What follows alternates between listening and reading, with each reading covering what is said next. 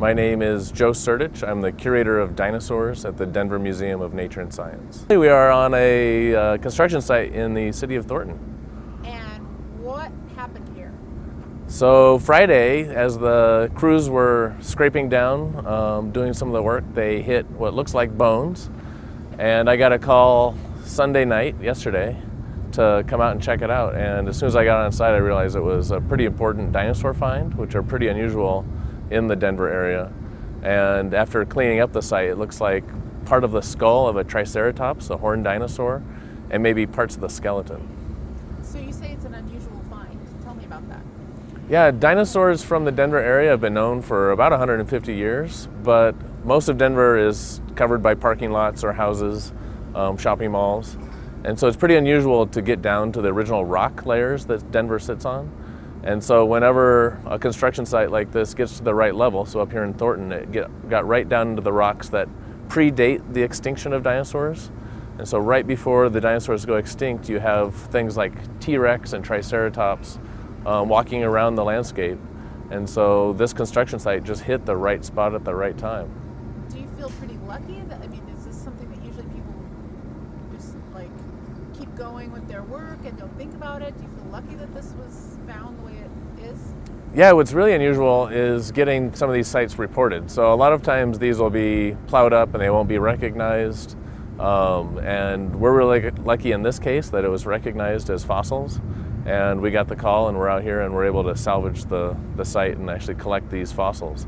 This is probably one of only 3 skulls of Triceratops found along the Front Range area. Tell me about the Triceratops.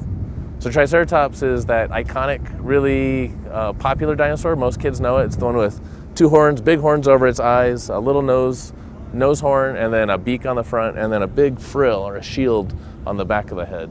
So it's one of the iconic ones that you usually see fighting T-Rex in dinosaur art or in movies. Okay. And so what happens now? So the next steps, we've got the site kind of figured out. We know that there's a lot of bone. There's bone from the skull. There's also bones from the rest of the skeleton, which means it could be a pretty large area. It could encompass most of a skeleton. And so the next steps will be to come out, expose more, but also stabilize and collect what has already been uncovered and get that safely out of the ground. So he's had a home here for a long time, but he'll have a new home eventually. Yeah, this dinosaur has been laying here for at least 66 million years. And we're going to get it out of the ground and get it cleaned up and hopefully rehoused at the Denver Museum and nice shiny new cabinets.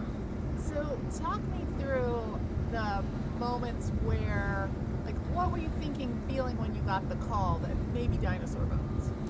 So we get a lot of calls about fossils in the Denver area. Just last year we got a tusk from Cherry Creek, so those do come out of the ground regularly. And that usually happens to be Pleistocene, Ice Age fossils like mammoths, camels, things like that. And so when I first got a call about bones, that's why I assumed it was another Ice Age site, mainly because this area was covered with Ice Age animals just 10 or 12,000 years ago. The fact that we're deep enough, we've hit the old rock in this area, means that it's dinosaurs, which is really unusual, really exciting. So I'm over the moon right now that this is a dinosaur fossil.